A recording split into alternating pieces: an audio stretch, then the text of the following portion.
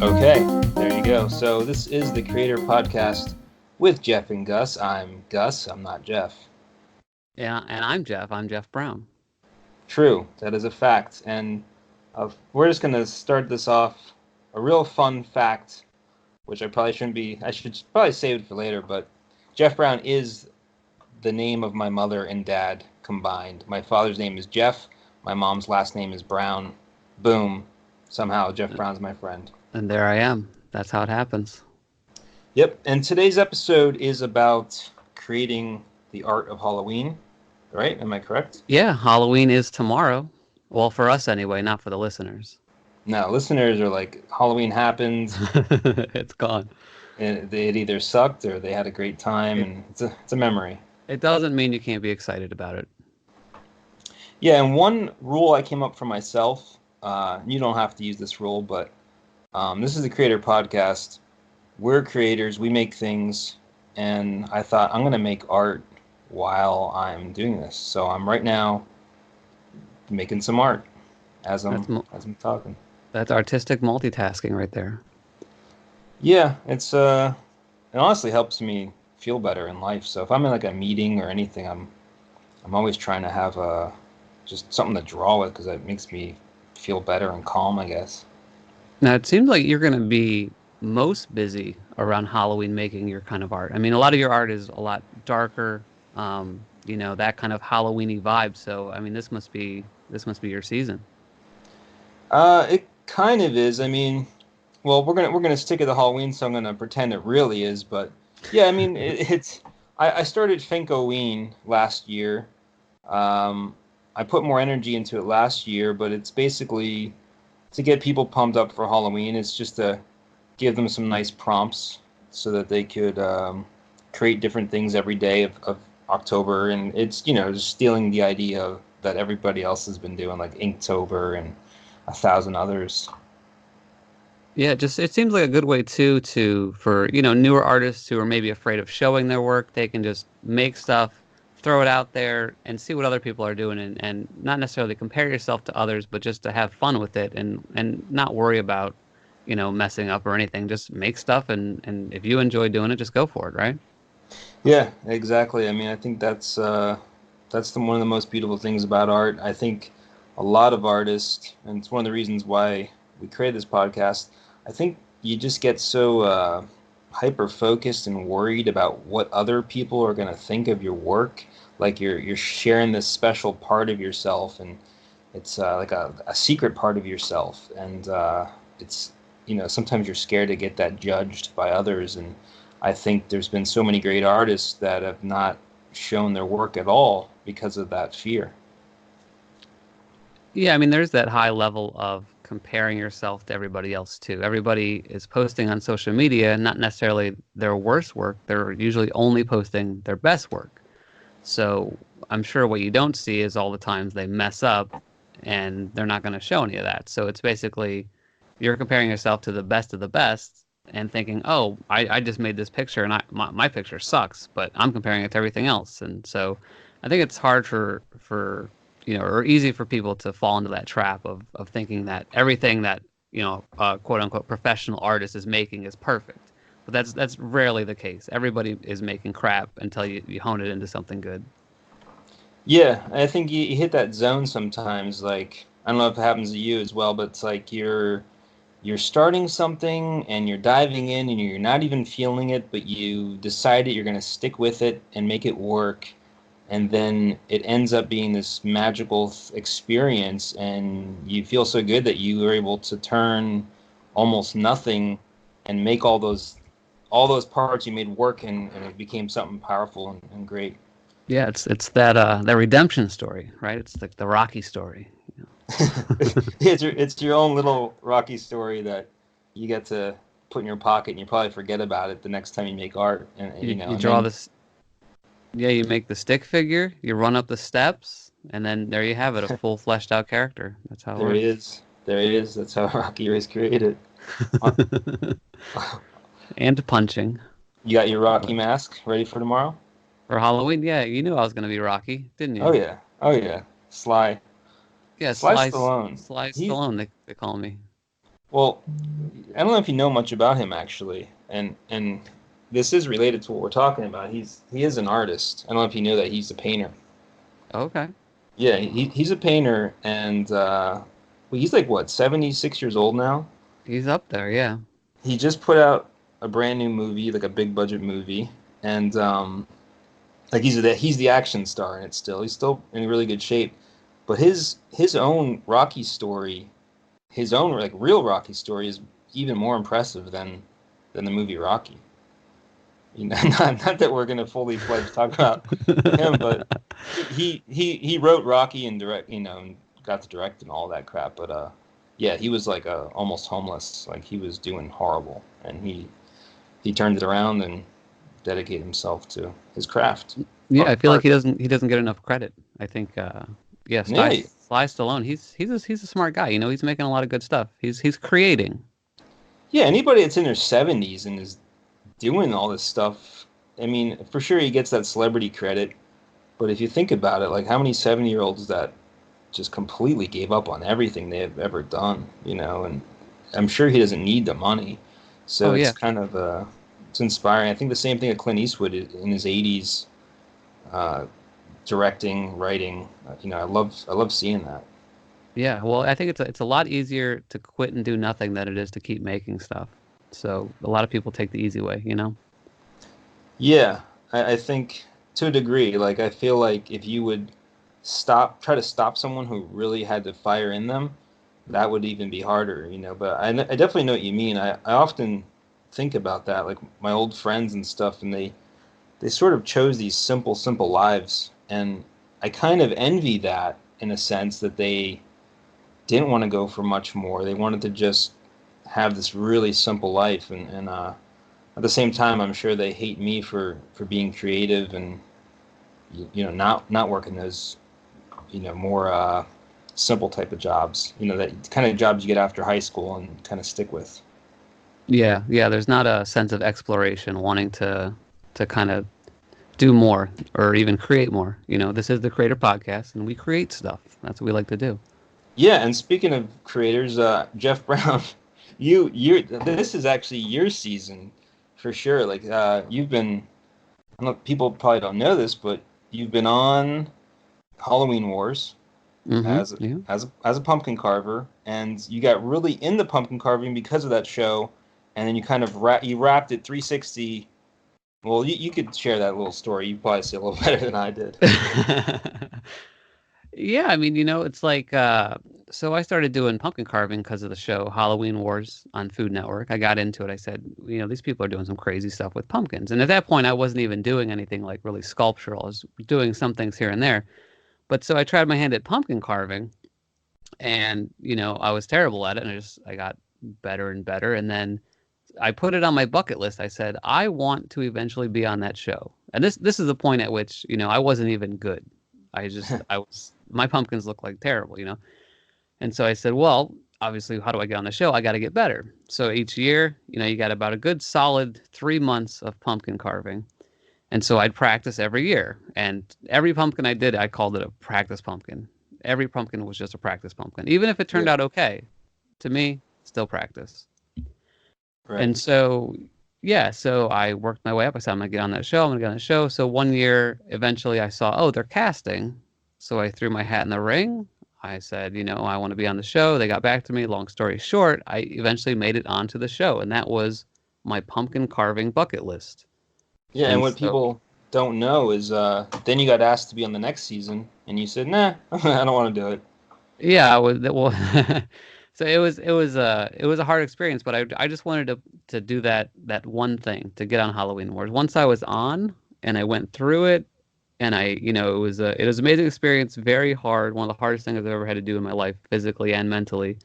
And I won't go into too many details, but basically, yeah, they said, hey, we want you to come back on the next season, and I said no, and the main reason was I had already done that. You know, Yeah, I crossed it off my bucket list. That was my list. Get on Halloween Wars. It wasn't get on Halloween Wars twice.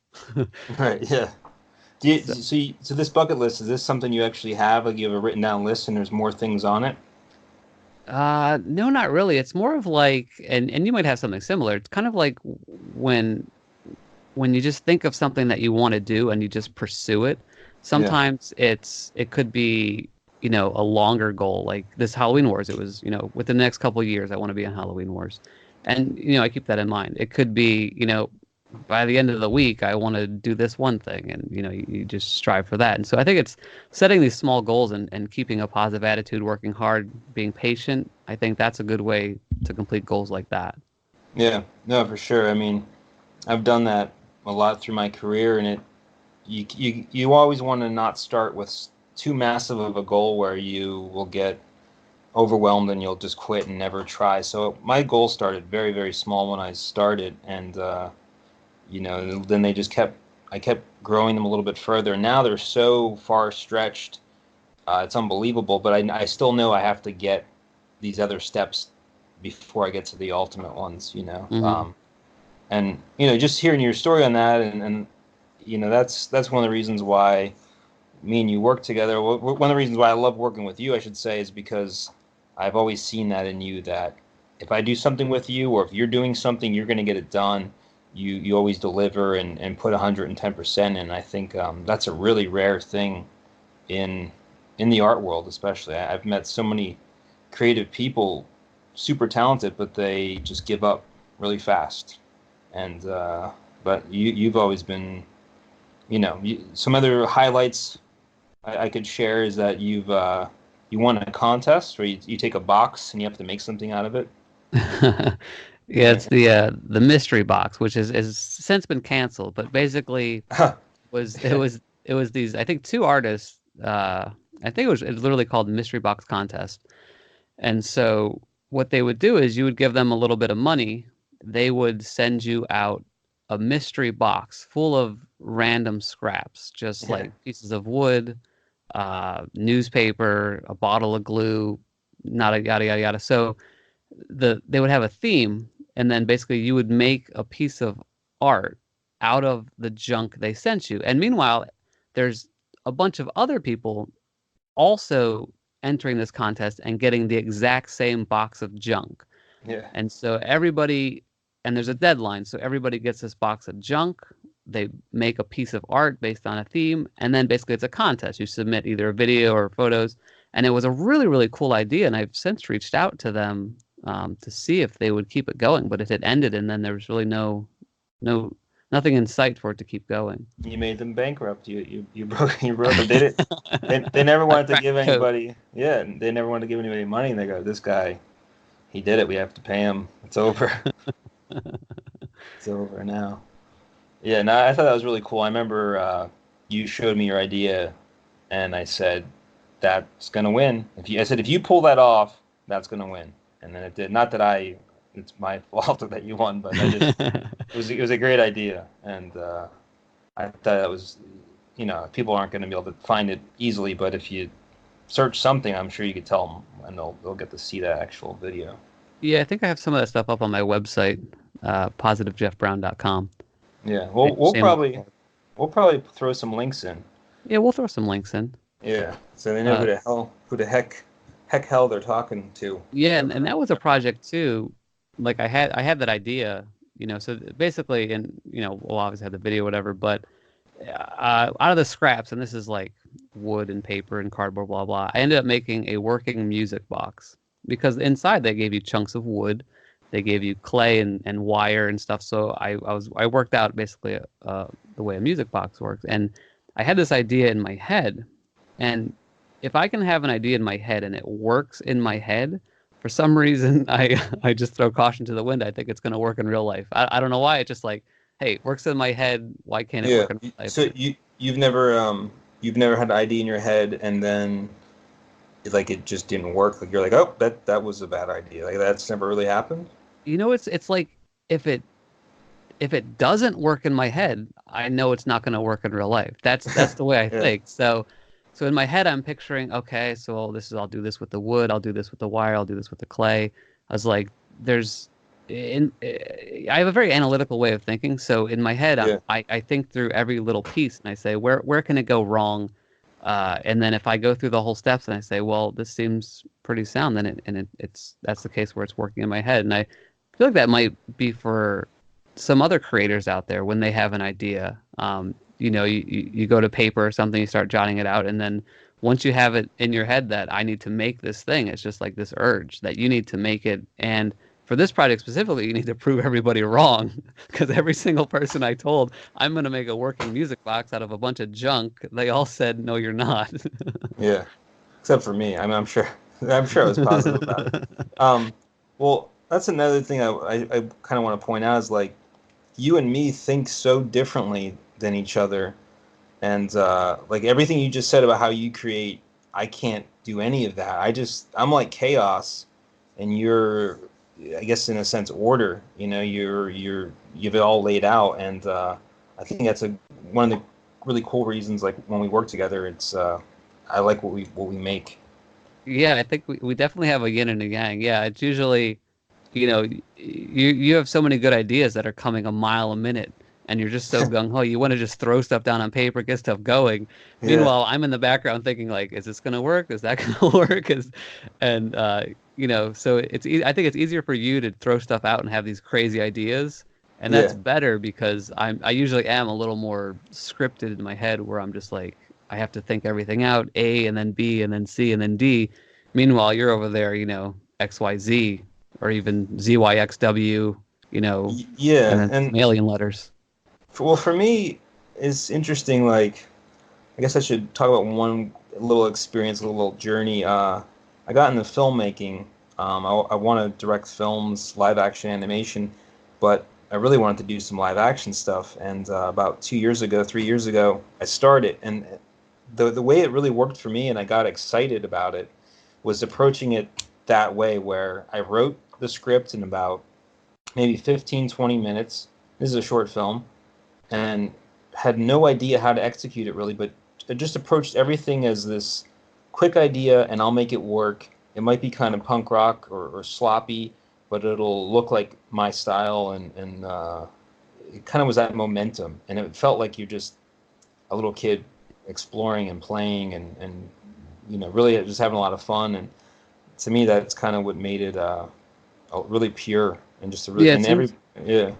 it seems like it stays true to your vision too. Like if you just have this kind of loose idea with these concepts, then you can kind of you can let it slip this way or that way, but it's still on target, and it's not this scripted thing where like, in this scene at, uh, time frame, 1.2 minutes, this thing is going to happen. It's more of this loose thing. And I think, like you said, it is that childlike kind of Yeah. like, just grab your crayon box and go nuts and not, grab your ruler and your mechanical pencil. Yeah, and I've heard people say, and I think it's true to anything you're creating, but I've heard like directors say the story's going to tell itself in a sense, where you could try to make it go this way or try to make it go that way, but it's almost as if it's predetermined, where it's gonna tell its own story in a way. And if you go against that, it's going to be a really hard time. But if you go with it, you just kind of enjoy the ride. And that's kind of how like a lot of my creative process works. And I think if people approach things and don't get stressed out, I think that'd just be so much more fun for them, and it might make them keep going back to create new things. Yeah, I definitely think that's part of it is as a creator, you have to be having fun.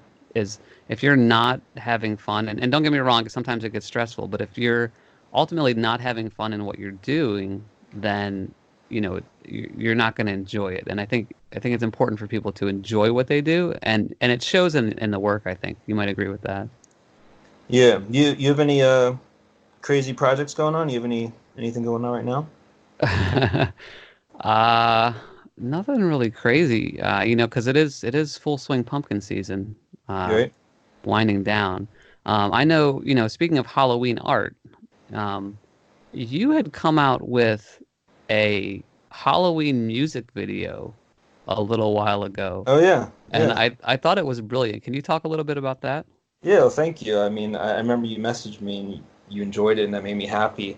Um, yeah, I'd love to talk about that. So, I work with this guy Creep Tunes, and we kind of co-own the company now of Creep Tunes, but we made some different short animations, and he wanted to make this Halloween thing with music in it. Not a music video or a song or anything, just some music and Halloweeny.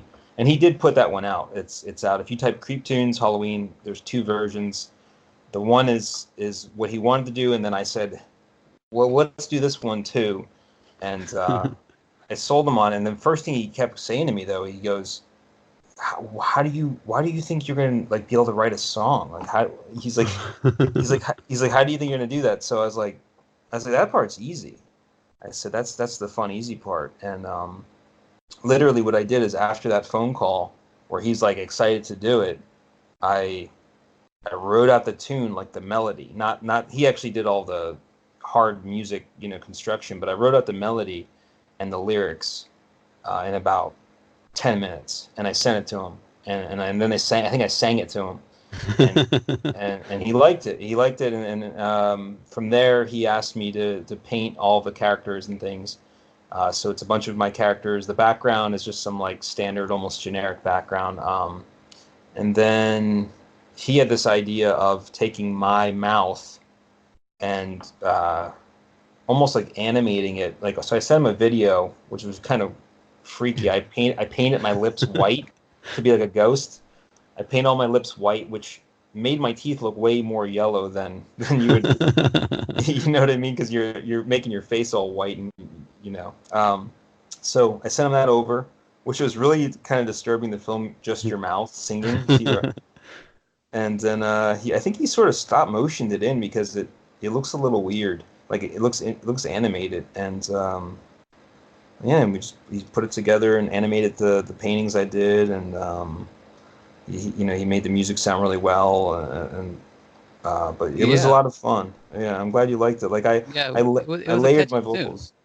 Well, yeah, that was the main thing I was going for. Is I wanted something super catchy. I know if I ever think about it, the song gets in my head. And yeah, I mean, but I really enjoyed that I was able to, like, I did my backup vocals, like every little vocal thing you hear, that was me. It's like those little yas in there, and so I like layered and layered certain parts, and I love making music. It's just another, creative, same thing. I feel like everything that's artistic is the same, like, kind of creative energy going into it. Mm-hmm. Whether it's, I'm sure you feel the same way, carving a pumpkin or designing a 3D character. Yeah, I'd say it's still kind of all the same. I don't know what you'd call it. Yeah, that kind of that creative flow. It's kind of all coming from the same place, I think. Yeah, it's the juice that we live for. And you've done other music as well, right? Not just little Halloween videos. Yeah, I've been in bands since probably like 1999 or 2000. I was in some bands. My favorite thing ever was actually this thing even before then, pre 1999, which was just me and my buddy taking a cassette tape recorder and hitting record and having nothing prepared, and we would make a whole like album in one day. And kids in high school, we found out, would like pass these tapes around, and they kind of enjoyed it. It was called Paper Bag. And what were the instruments in that? What'd you do in that? It was a rubber band box was one. That was one of the things we used. Just putting rubber bands as if it's a guitar. I think we had like a kazoo, a mouth harp, Casio, like an old like 80s keyboard. Just all that kind of stuff, and we pretended we were a band. And let me tell you, that's probably one of my favorite things I ever did as a teenager. It sounds like you guys got 100% pure creative freedom with something like that. Yeah, it was the most fun thing ever. I remember sometimes we were laughing so hard that like we couldn't make the song, and the first time we did it, he hid under covers because it's that weird anxiety or fear of like, I'm going to be creative and do something weird in front of you. You know what I mean? So it's like you're almost scared to get that out. Almost like if you have to sing in front of somebody, it's like, at first. So yeah, for sure. But yeah, that was something. Halloween, going back to it again, and I like to give tidbits about what we do. We make a video game together called Fright Show Fighter. That's right, we do. Yeah, and it's super Halloweeny. It's Yeah. super like it's Fright Show Fighter, and everything is like there's a new character we're working on. It's probably going to be a pumpkin. Can't get too much more Halloweeny than that, but we were hoping to have out the iOS version for this Halloween. That was one of the goals. I think we're going to miss it, but people could check out the originals on Steam right now. Yeah, right now it's right. It's ready for PC and Mac. But the original idea of the game was going to be the touch version. Yeah, that's where it all started. It was one of our first conversations hanging out, probably our second or third time hanging out. And it was a long journey. It's been years, but the game looks amazing. It still is relevant. Like we take it to conventions and people don't say, hey, that's a 7-year-old game or 6 or however old it is. But yeah, it's fresh, and I think once it's on iOS, that'll just be a huge leap, and I think maybe hopefully by next Halloween it'll definitely be on iOS. Yeah, I think there's not going to be anything like it. Any kind of fighting game on iOS, it's definitely going to be different. I mean, any Yeah. fighting game that's on iOS right now is generally pretty stationary, I guess you'd call it. Well, yeah, it's been, and I kept checking. I kind of stopped checking, but I remember when we came up with it, there wasn't really any fighting games on iOS, and then I remember all of the games that we grew up with came back. Like newer versions started happening, and they went on iOS. Marvel did theirs, DC did theirs. Mortal Kombat came back. I think Street Fighter came back, and I think even those other ones like Tekken and stuff. But I haven't checked them all out yet. But every time I would, it'd be like, I think our game's it's gonna stick out still. It's gonna have its own flavor. Yeah, yeah, and I think and so we're a team of three. The third person, our programmer Doug K. Yep. And I was Um, thinking we should probably have him as a special guest or we something. should have him. Yeah, special guest Doug K. Yeah. And we can Well, explain why there's a K on the end. Um, yeah, I was gonna, for any creators that are listening, it's one thing to be a creator and being in your own world by yourself and doing your own thing, but I think, and this game is kind of proof of that. If you can get together with other people with the same, insatiable attitude for making things and creating new things, combining some of that creates some of the most creative things there is. I mean, you know, yeah. I'm a 3D modeler by trade. That's what I went to school for, 3D modeling, animation, that kind of thing. Gus is amazing at making characters and just, coming up with crazy ideas. And so a big part of this game was, hey, let's combine what we do to make something that couldn't be done by either of us by ourselves. Yeah. Yeah. That was. I mean, I remember the first conversations, and yeah, but it's true. It's almost like a band in a sense, a Mhm. creative band. Where there's a drummer and singer and all that. And for us, it's like a 3D modeler, a programmer, character designer, sort of background design. And then we mesh it together. We had so many great meetings where we'll, you know, just all start laughing and saying, "Is that possible?" I Yeah, I think, think 'cause especially and you might be able to talk to this. Working under a larger company or somebody who has a ton of rules, I feel like there's less creativity allowed. yeah, And so when it's just us three, we could do whatever we want, and there's so much freedom there to just come up with ideas and say, hey, can we do this? Like, we're not a AAA game studio, so, we don't have to play by the rules. And so, I mean, have you done anything like that where you're underneath somebody's rules or some larger IP that, kind of controls what you have to do? yeah. I'm trying to think. I've definitely. Well, one thing I could say is I did this thing called Dimpledorf. I guess I showed it to you. It's on YouTube. It was called Dimpledorf. I made the first pilot episode just on my own. And this was And for to become like a TV show or a TV series? yeah, what happened was I wanted to team up with my buddy who animates on Sesame Street.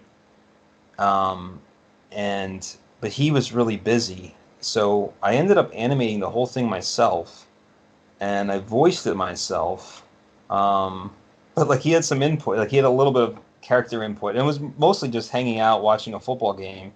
And I so wanted to work with him that anything he would just say, like he'd go, "Oh, he should wear a watch," and I go, "Okay, he wears a watch." Like just he goes, I think he said like we were joking about dimples. He goes something. I go, "Okay, we'll put dimples in it," and I called it Dimpledorf because he lived in Womseldorf. That's where he was from. And so getting to where, not to make this too long, but getting to where I sold it to Spin Master, a toy company that I also wanted to work with for a very long time. It was kind of like, they kept approaching me and saying they love my stuff, but then they'd reject my ideas like constantly.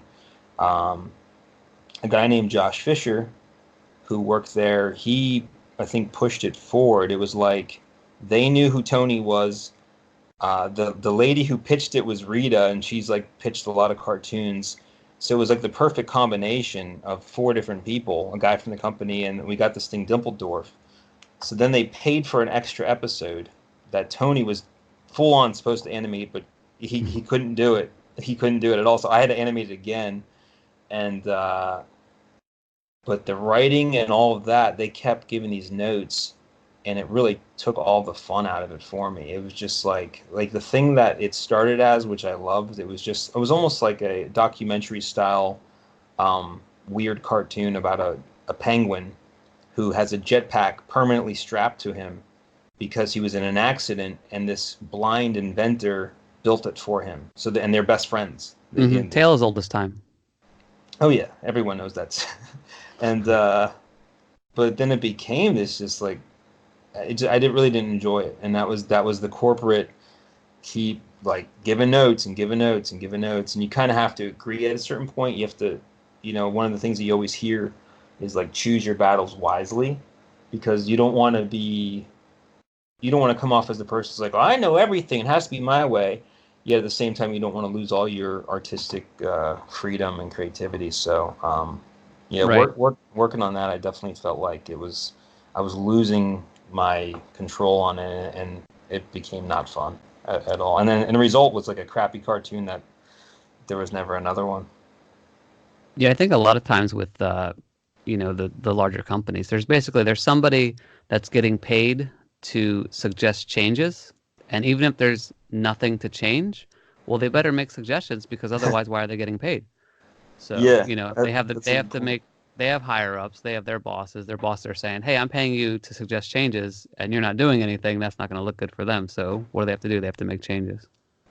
Yeah, I'm working on a project right now actually that just yesterday I got an email for, and it's a really similar situation than what I told you. I don't want to say anything about it because it's so fresh, and I am enjoying what's happening, but um, so there's another writer, and I think they had to change like so many things that I wrote are going to be possibly changed in this latest version that I didn't even think was possible. But I think it's that thing where they want to put a little bit of themselves into it because that's their job, and it makes perfect sense. Right. It's like, yeah, they kind of have to do that. Otherwise, it's like, well, what did you do? Why are we paying you, kind of thing. Do you think sometimes people are afraid of how different your ideas are, and they're afraid that it won't mesh well with a general audience who isn't used to something that strange or interesting? I think it used to definitely be that, and I think times are changing. I think there's kind of been a shift in some sense, and Yeah, I could see that. yeah, in some sense. I mean, I've done so many things that, first of all, it was just hard enough to get a company to believe in me, and then it just or it gets picked up kind of, and then it doesn't. Like I've had so many flops. I don't call them failures because they didn't get any eyes on them really. And if you don't have eyes on your project, it's not really a fail. It really never got to see the day of light, um, which is, that's a weird thing with social media. I think it's like I always said if you could just get a lot of eyes on something, and sometimes it's almost like people like it more because other people like it. Do you know Hmm. what I mean? It's It's like that. that tribal mentality. Yeah, it's like the trend and that kind of thing. But but yeah, companies have been. It keeps getting a little bit cooler, a little bit better, and I think. Well, I heard this guy who did gags for Minions. He was the gag artist and all the Minion movies. He recently saw this little like animatic of my art, and I think he insulted my art worse than anybody ever did. You- Um, and but you said gag artist. This is the guy that's making fart jokes with Minions. Is that yeah, I'm not a fan of the Minions. Like I think the Minions. I watched I think the first movie in theaters, and I looked around. Everybody was laughing, and I looked around. And I thought, "This is toddler humor. This is toddler humor." I remember thinking that, like, "This is weird. It's toddler humor." Um, but he said something interesting in the insult, and this is what I kind of am going for here is he said, "But it's part of where the zeitgeist is going," and I didn't even know fully what the zeitgeist meant. I watched the documentary Zeitgeist, but I didn't know it's like the direction that we're all going to as a society, and with trends and all that kind of thing. And I do think my art is still there. It's not outdated, which I'm thankful for. When you see an artist, it's like, oh, but it's so outdated, it doesn't work anymore. right? Yeah, I think like just the idea of absurdity is kind of the thing that's making its way into a lot of art and different projects. I think, I flip through TV or cartoons or something, and I think it's the newer generation coming up maybe, and this might make me sound old, but it's like just being completely ridiculously weird is kind of I don't know if it's plateaued, but things like insurance commercials and stuff. It's just you look at it and it's just something weird happens and there's not really a punchline. It's just weird to be weird. Yeah, and some of that I really enjoy because I really hate commercials. I mean, so many of them. I feel like I don't know how you, but I feel like if we were in advertising, it would be a lot of fun, and it would. I just feel like we'd be doing better stuff than most what's out there. I just feel like so many commercials are just. It's always refreshing for me when I see something super absurd that kind of grabs your attention. Yeah, something outside the box. Yeah, I always get excited for that. Like I can't even think of one that I really like at the moment, but they're out there. Yeah. Oh yeah. I feel like I was rambling for a little while there. No, the people want to hear. They want to know what's going on. They do. They do. What else? What else? Oh yeah. What I was gonna say is, I'm right now. What I'm working on is actually one of the craziest deadlines of my life, and it's another reason why I'm actually working during the podcast. But yeah. So I have to make. I found out maybe 3 days ago. I have to make over 400 works of art that's due in about a month or less than a month. It's like that's You said so you said 400. 400 Yeah, yeah, 400 works of art, and I'm so overwhelmed individual by it. originals. Yeah, and one of the originals is over 6 feet big. So it's like so overwhelming to me, and I was like almost depressed about it yesterday. Still, I don't even know if I'm going to pull it off or not. I pulled off a lot of crazy things, but Sounds like some all-nighters. I don't think it's going to be all nighters, but it's just going to be one of those things where you have to sort of approach your mindset differently. So what I did is I said, because 400 of them alone are on money. It's on money. So Yeah. it's not that big, and I've done 100 for a gallery show in the past with the money. So my idea is if I can get done 25 a day, it'll only take me 16 days. All right, that's the math, right? There you go. Yeah. And that feels a little bit better. Yeah, Yeah, just I yeah, mean, breaking it down. yeah, and it's like so. This morning, I did the first layer of paint on them really fast, and I'll like set a timer on my phone just to see how long it takes me to just get the first layer of paint down. Uh, and then after that, there's like I add ink, and then I add color, and then I go back with ink and maybe some paint. But yeah, it's overwhelming. But I'm hoping by podcast number 3 or 4 or 5, whatever, we're talking about it, and I'm in a much better place. And now you're saying it's overwhelming just because the sheer amount of work. Because I know that for you, I've never, ever since I've known you, ever hear you talk about running out of creativity. Oh yeah, the creativity's there. Like if you'll see these bills, every single bill has a different creature on it. Every single one has a different weird creature, like three creatures on it usually, Yeah. and they just plop out of my head easily. Like they're ready they're ready to be shown to the world. Um, the only thing overwhelming is like can I do that? Can I keep up my business that I've been working really hard on, and just everything else. Like all the other, that's just the hardest part about it is like. Yeah. But I So do like a challenge though. yeah, I think it keeps you on your toes. Keeps you doing something. Yeah, and it's like I know I'll get through it, and once I'm through it, it'll feel really good. I just hope it's successful. I've done a lot of gallery stuff that just Hmm. was not successful at all. You know, like Have you done any Halloween shows at galleries?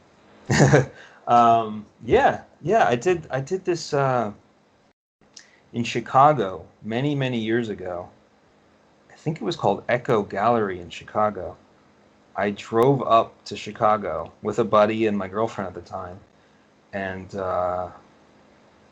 we because I've never been there, and it was so weird. Like it was a lot of really great artists. There's this Japanese artist that you might have heard of. He does really small, super detailed oil stuff, and he had like two pieces in the show. It's like really beautiful, unlike anybody else's. It's like really creative, weird stuff, super detailed. Anyways, got to see his work there and a bunch of other artists, but I get to the gallery at like 8 p.m.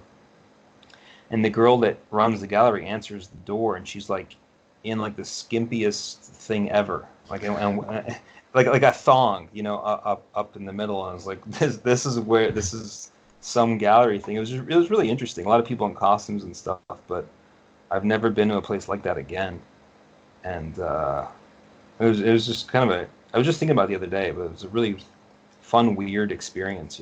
Just driving And out there um, and the end of the story is they never paid me. I actually sold art at that show. I think I sold all three of my works, which I only brought three and I sold them. It was a group show, but they never paid me. oh, they paid you an exposure. That's That, always, that's true. That's the jam of life. yeah, that's all I ever work for is exposure. It puts food on my table, keeps me satisfied. So, Oh yeah, it fuels your soul. Yeah, yeah. Well, that's like half of probably how people treat artists. I'm guessing. hmm Like like companies and it's like I can't wait for. I feel like we need to have an artist superstar. Like we haven't had one for since Andy Warhol. I feel like. What do you think? Yeah, as far as being mainstream artists, something like that. Yeah, probably Andy Warhol. We Do- don't have any Michelangelos or, you know, Leonardos of the time. no, we had Dolly. Yeah, he was alive during our lifetime. Yeah, I think he died in '89, but he was kind of like I feel like he was kind of forgotten at his later years. Because I don't know if you know this, when he was around at his prime, like the '60s or '50s, probably the '50s, he was the old saying. I don't know if you heard this was the most photographed person in the world. Did you ever hear about of that? It sounds familiar. Yeah, like how like now it's probably like who has the most followers or whatever we care about. Right. Back back in the day, the term was the most photographed person, or the top 10 most photographed people. It's kind of interesting. That's 'Cause, how that was the judge of fame back then. yeah, like that's the medium. I think he did some commercials, and he sort of got to work with Disney and stuff, and it's pretty fascinating. But I just feel like so many kinds of artists are appreciated. Too. Like musicians are really appreciated, and they get a lot of light, but and actors, but artists really don't get that appreciated. Like painters and that kind of thing. Yeah, they usually stay on the DL. I mean, maybe not by choice, but it seems like there's some niche areas of painters and things like that the people that like art are searching them out, but it's not Yeah. like you're seeing TV shows about the latest illustrator. or the Yeah, latest painter. it's like the household name. There's no household name artist. I think the most famous artist is one that doesn't really have a face, Banksy, right? Banksy, yeah, yeah. I think we might have different views on Banksy because I think he's a genius, and I think he's one of the best commentators of modern society alive. But Yeah. um, I mean, that's just my opinion of the guy, and I don't even know him. Yeah, I have mixed opinions. Like, my one opinion is that that he's just like a t-shirt. He's just a t-shirt artist. He's just a t-shirt artist. It's just a gimmick, and the fact that he has a huge team behind him makes it so much easier. Him, her, whatever, whoever it is. Pretty sure it's a guy, but just from old photographs of him going to museums.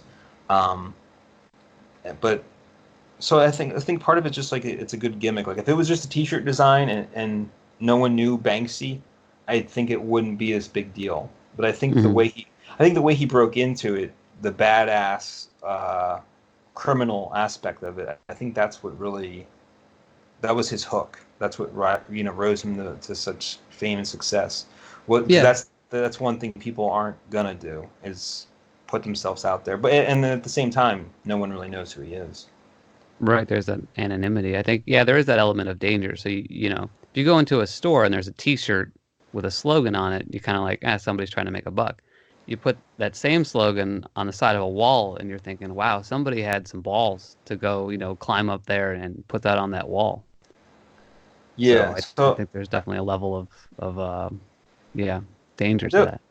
yeah, I give him credit for that, for sure. And I think in a way it's awesome. Like it's a beautiful thing. It's awesome that he's able to do these little like tricks where like the one he ripped up his art as it sold and Yeah. and it gets people's attention still and that kind of stuff. Yeah, I think he's doing unexpected stuff. In a world where a lot of times it seems like everything's been done, when something surprises me, I feel like that's actually a pretty big accomplishment. Because a lot of stuff nowadays I feel like is a rehash, and it's hard to have original ideas nowadays, or any Yeah, day really. yeah, I kind of feel that way. At the same time, I feel like if you have a platform, like if you once you get a platform, I feel like it's easier to get things going. Like if we were Banksy, you and me, and nobody knew this. Maybe we are. Dun dun dun. I would have so much fun coming up with crazy like what's the next thing we're gonna do, and I feel like it would be so easy because we'd have the money to do it, we'd have the team to do it. There's a team behind it from that documentary if you've seen it. Yeah, Um, yeah, and it's kind of like what we were talking about before. I guess you have that freedom to do whatever you want. You're not caged at all. yeah, so I feel like that to have that would just be unbelievable. The things you could do, and I would try to do stuff like at least 5 things a year. I feel like he doesn't do that many shockers. Maybe it's like once a year or something. I think he's Um, slowed down. I think he does. He like tours a city every now and then stuff starts popping up in the city, if I remember correctly. yeah, I know he did the Disney thing, and I know he did this thing in New York where it was just like he got an old man to be a street vendor and put out original Banksies and sold them for $50, and then later announced they were real and like so they were worth tons of money. I think only one guy bought a few, and it wasn't easy to sell them, which kind of shows the whole art world. It's a weird thing. It's like Right. What are people buying? Are they buying the art? Or are they buying the idea of the art? yeah, That and was it's that was some next level stuff right there. I don't know if that made sense, but no, it definitely did. Yeah,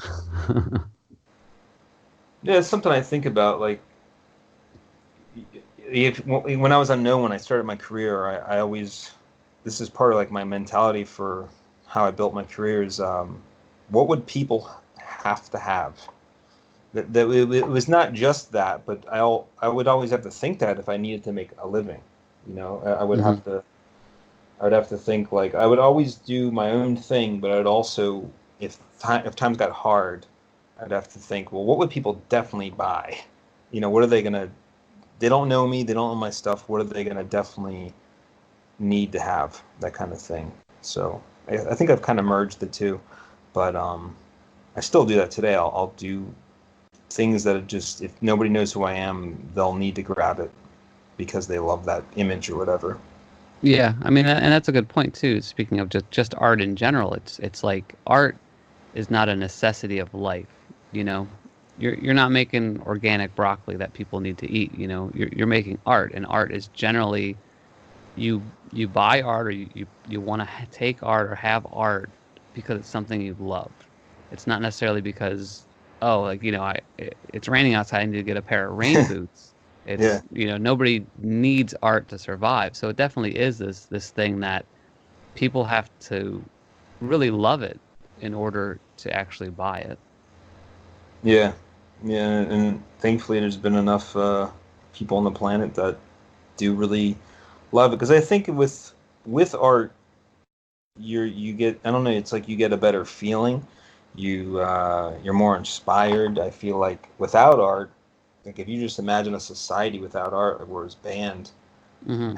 I just think we become these cold, almost robotic, at the same time almost savage people Yeah. that just so stripped, and it's almost like if the government built people, that's what they would become.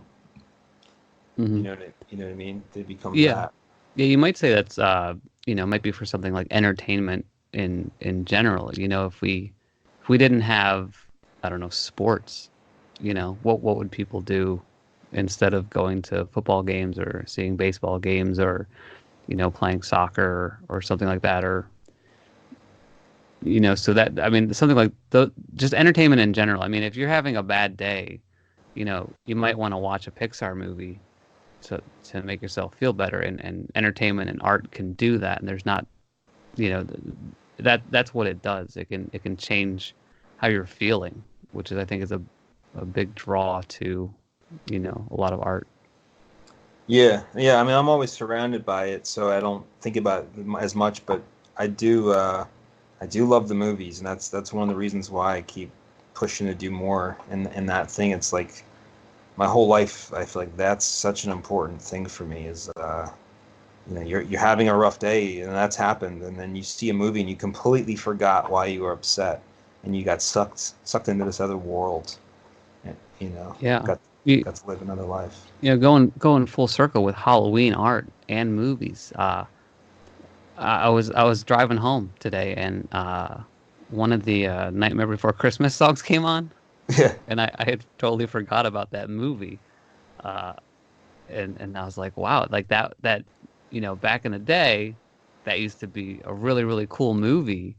And this is like, way back in the day. This is like early 2000s. It's kind of like that was really cool to me. And like I used to watch it a bunch, and then I'd watch it less, and then I kind of stopped caring about it because so many other people kind of like Yeah, they liked ruined it it. for you. Yeah. Yeah, and they kind of ruined it for me. And then, like, I heard the song on the radio, and I was kind of like, oh, I kind of missed this song. Like, I used to listen to this all the time. It almost became nostalgic. Yeah. And so it's like, it almost came back around to where it's like, oh, maybe it's cool again. You know? Yeah, yeah. I mean that film always finds new people that love it. Every generation, it always finds a new crowd. So I think it's going to be around forever. Um, yeah, but nostalgia is a strange thing. I've actually there's been things I've hated when I was younger that now they're so old that I kind of like it. Do you know what I mean?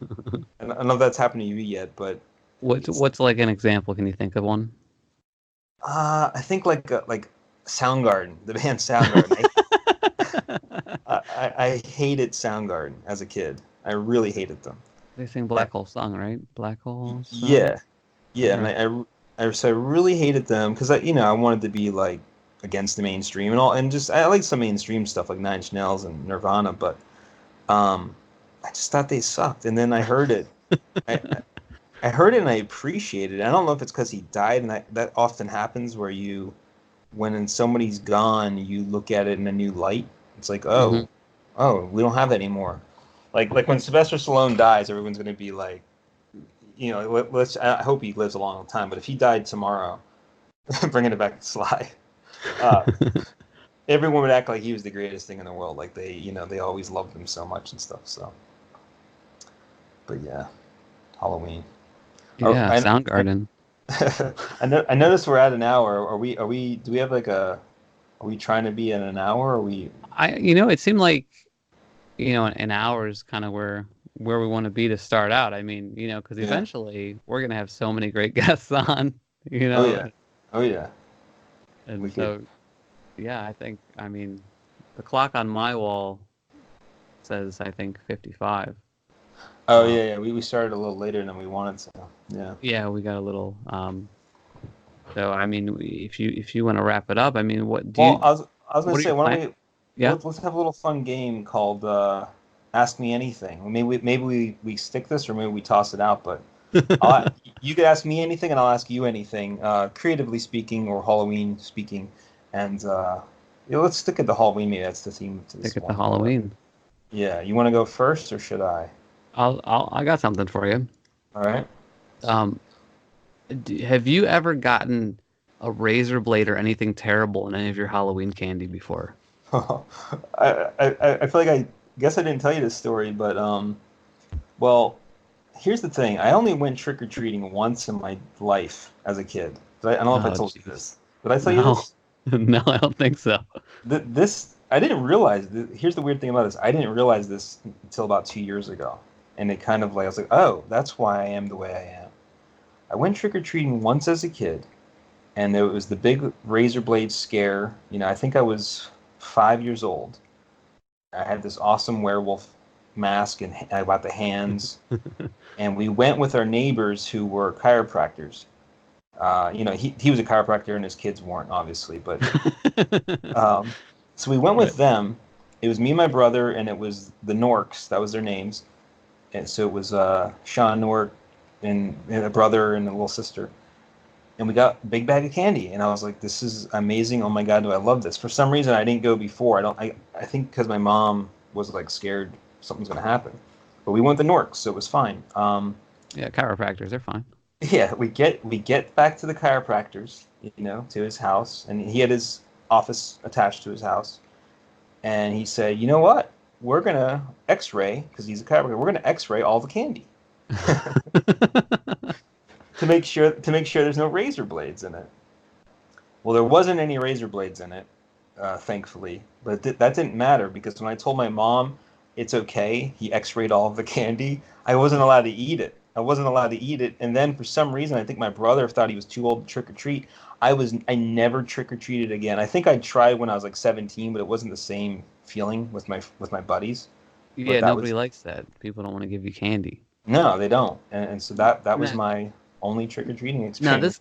this chiropractor, you're saying so he X-rayed all of your candy, Yeah, yeah. just So ran it through the X-ray machine, I, and then so he's looking for razor blades. I remember seeing the photo, like the X-ray photo. I remember that image is in my head of And like, so that can't be good for food, right? You don't do you want to eat well, well, X-rayed candy? well, exactly. That's why my mom said I wasn't allowed to. I mean, she was kind of overprotective as is. I'm glad. I guess the Norks all ate theirs. Uh, God rest her soul, and not with us today, but that was what happened when you X-ray candy. So but is that a thing though? If you X-ray food, will it become radioactive and become inedible? I don't know the answer. I don't know either. Whenever I go to the airport, I always get paranoid when I have like something edible in my bag and then I eat it later. Because Right. they run through that thing. I'm always like, I don't know. But Yeah. then they make you run through the same stuff. And for years, I would actually not go through the one main thing where they do that spinny thing around you. It's like the Matrix. Yeah, I don't know that anybody knows. They're just kind of like, well, you do it enough and it's really bad for you, but what's the threshold? 100? Yeah, 10? Like nobody knows. It's a crazy thing. I So don't that's know. it. So no razor blades, but you couldn't eat your radioactive candy. That's your story there. Yeah, and I think that kind of like when you don't give someone a lot of something, like I have like tons of pumpkins and tattoos of all kinds of spiders and I was like, oh, that's what happened. I like missed out on that from being a kid, and that's like what really carves you up into the person you are. So I almost want to ask you the same question, but that probably wouldn't be good. What was your favorite thing you ever dressed up as? Favorite thing I ever dressed up as? Oh, I'm trying to think back to when I was a kid, what costumes I did have. A lot of my costumes were homemade, Yeah. because it was just kind of like you were on a budget. I do remember the one store-bought costume I had was an Oscar the Grouch. Oh wow. And it was the it's basically you're wearing a vinyl bag with Yeah. a trash can printed on it, and then you have like the really thin plastic mask that goes over your. I feel like Right. there's a name for those costumes, I love um, those costumes. but you can never see out of it. They give you these little tiny eye holes, Yeah. and I remember loving the costume, but I can't remember actually wearing it and walking like from house to house. I feel like if I did, like I took the mask off halfway through because you can't see anything. Yeah. But It's tough. I remember that, and memories are weird because I remember the costume, but I don't remember trick or treating in the costume. Yeah, I I just feel like remember the costume. I'm gonna be the coolest kid in town. I got my Oscar the Grouch. This is awesome. I love that. I could picture it. Like I don't know. I just something weird about that time for me. Like I never liked the way imagery of the 70s looked or the 60s or I never really liked all the things, but the 80s I just felt like everything was so magical and amazing and I couldn't appreciate it as much. But yeah, if I had that costume today, I feel like it'd be something really cool. I collect masks on my wall, and Oscar the Grouch one would be pretty fun. Yeah, I think it might be at my parents' house, shoved up in the closet somewhere. Wow, that's the best. I'll take a look for it. But I think that so that was it. Ask me anything segment. Yeah, if we might do it next time. It's a great way to end the show. Well, thank you, all of our sponsors and listeners. Yeah, hope you guys enjoy this.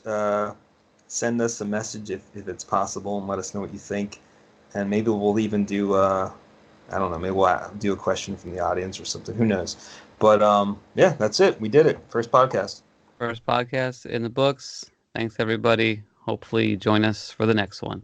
Yep, maybe next week. Who knows? Bye bye.